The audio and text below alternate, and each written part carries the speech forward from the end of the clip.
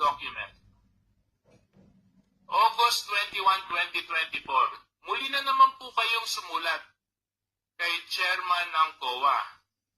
At dito, sa laman po ng sulat ninyo, ipinapakiusap ninyo na kung maaari, huwag i-share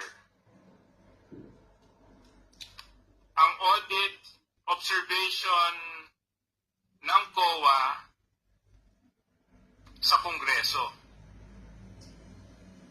Noong August 13, 2024, nag-issue ang House Committee ng Appropriations ng subpoena, Duces Tecum, sa COA kaugnay ng COA Audit Report tungkol sa pondo ng OVP at DepEd.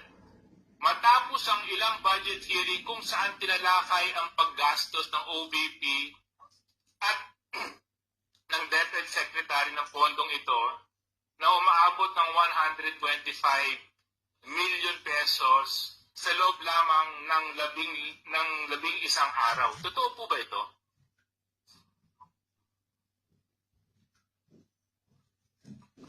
Your Honor, I'm sorry, I did not catch the question. Respectfully, may you please repeat? I'm sorry. Attorney Lopez, nag-issue po kayo ng sulat sa COA ng August 21, 2024. Tama po ba mali? Yes, Your Honor. Ano po ang dahilan kung bakit po kayo sumulat sa COA?